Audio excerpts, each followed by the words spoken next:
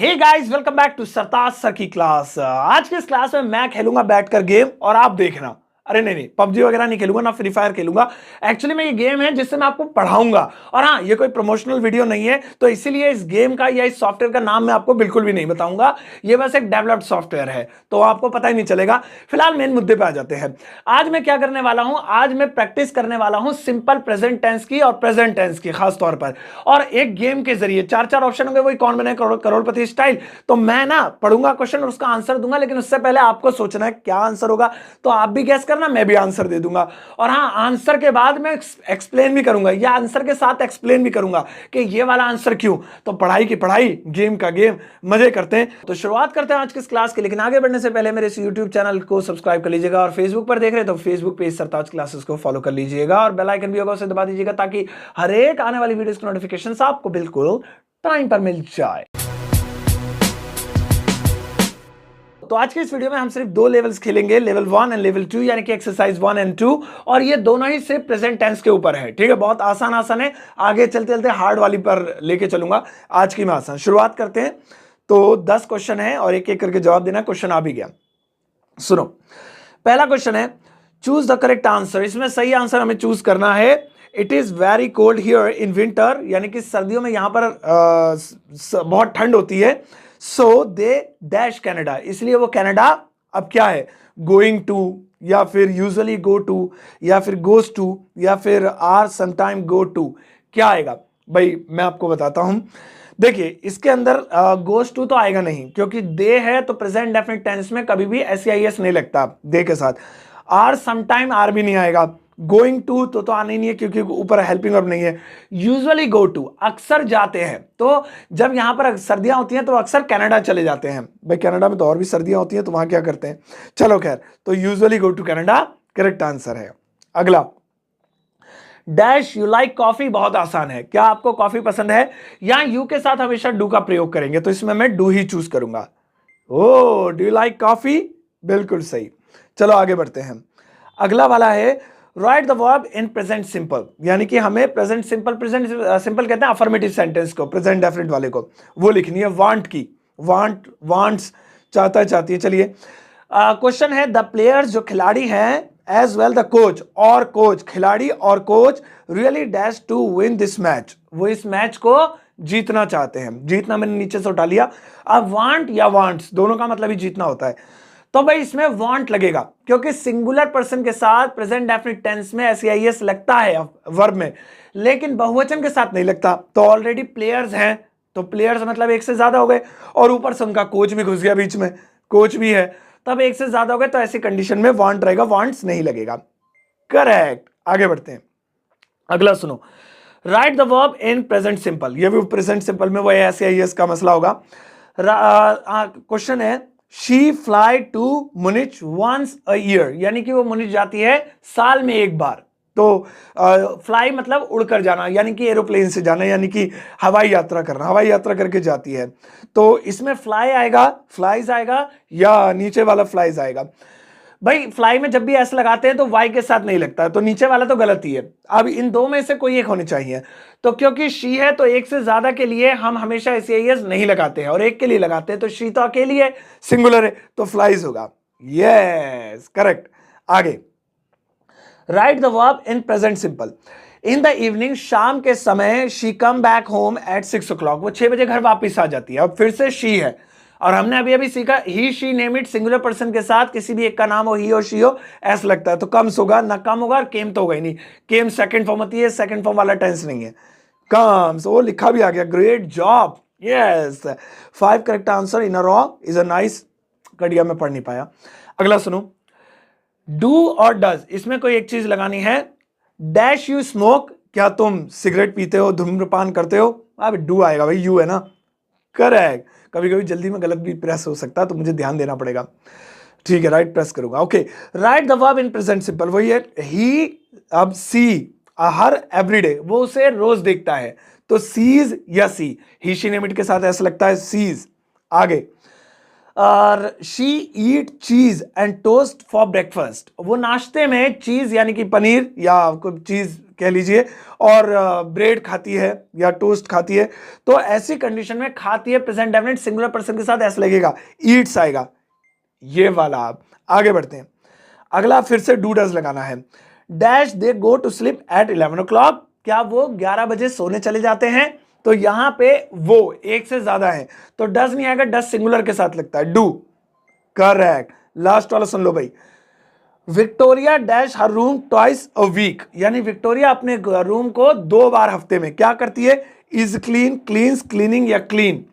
Is तो आएगा ही नहीं क्योंकि इज क्लीन या तो आईएनजी होता, इज क्लीनिंग तो वो एक अलग टेंस बनता। अब खाली क्लीनिंग भी नहीं आएगा क्योंकि सेंटेंस में हेल्पिंग और भी नहीं है, तो क्लीन या क्लीन्स। तो विक्टोरिया एक लड़की है, सिंगुलर नाम है, विक्टोरिया के अलावा और किसी का नाम नहीं दे रखा जो कि काम कर रहा हो, तो क्लीन्स आएगा। तो यहां पे हम जीत गए, लेवल 1 पार कर लिया हमने। अब लेवल 2 की तरफ चलते हैं।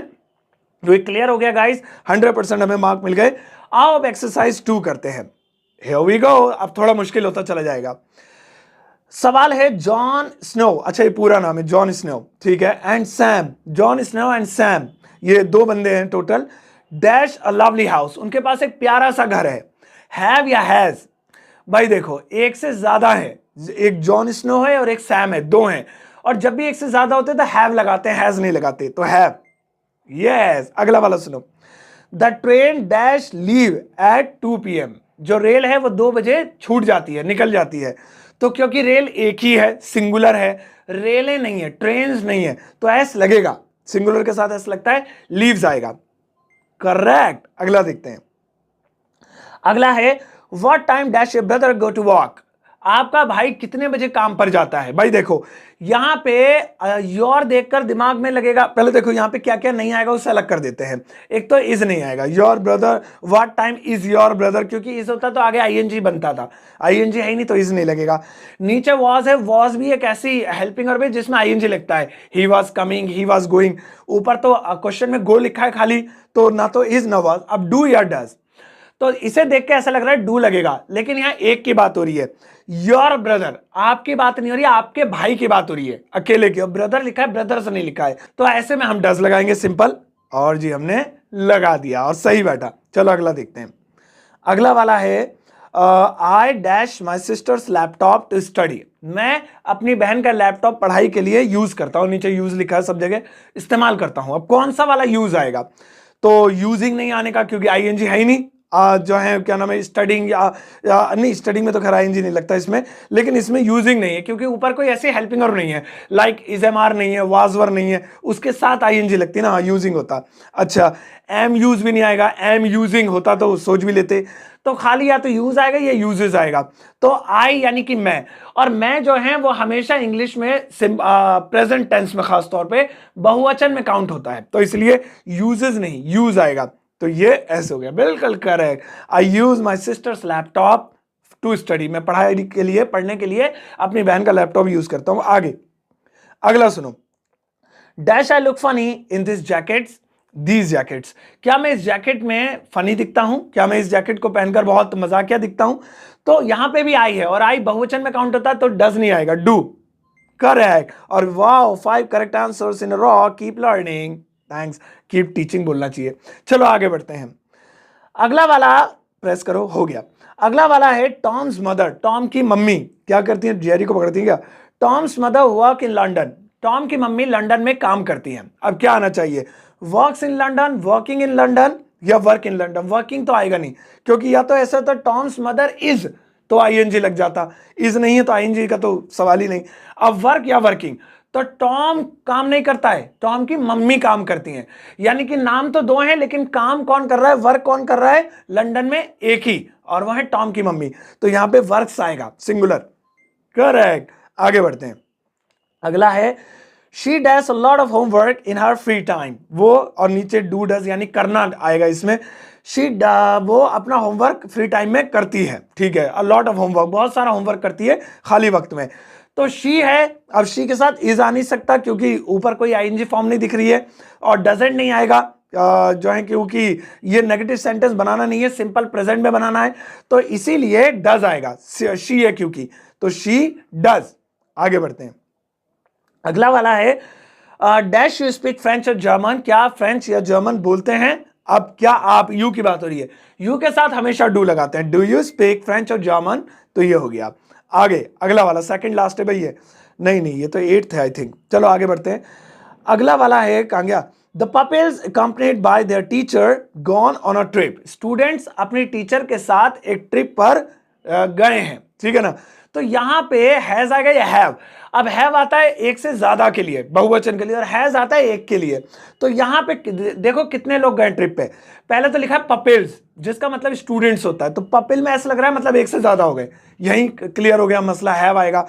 आगे कह रहे हैं कि टीचर भी साथ है, तब तो आएगा ही आएगा, और ज्यादा हो गए, एक से ज्यादा होते ही अब कितने भी हो हैव आना है, तो हैव आएगा, तो बिल्कुल सही। The pupils accompanied by the teacher have gone on a trip, एक ट्रिप पर अपनी टीचर के साथ स्टूडेंट्स गए हैं। अब है सेकंड लास्ट। अगला है डैश यू प्ले एक्सबॉक्स, क्या तुम एक्सबॉक्स खेलते हो? तो डू या does? Of course do. Do you play Xbox? तो डू, करेक्ट। चलो आगे, ओ लास्ट था यार ये, 100%। मैं बता डर रहा था, मैंने कहा यार एक आध गलत हो गया तो कहेंगे लो सर को तो खुद को आता नहीं है और हमें पढ़ाने चले। ओके गाइस, तो आज की इस क्लास में इतना ही। देखिए ये कोई किसी ऐप या किसी गेम का प्रमोशन नहीं है, तो इसीलिए मैं आपको इसके बारे में नहीं बताऊंगा ये कौन सा ऐप था क्या था। ये बस एक डेवलप्ड ऐप है और इसी के जरिए हम बहुत सारी प्रैक्टिस कर सकते हैं अगर आप चाहें तो आपको ये वीडियो कैसे लगी मुझे जरूर बताइएगा। अगर आप इसका पार्ट 2 चाहते हो और आप चाहते हैं मैं टेंस, मॉडल्स, एक्टिव पैसिव में ऐसे गेम खेल के आपके प्रैक्टिस कराऊं, तो रेडी हूं, कमेंट सेक्शन भर दो।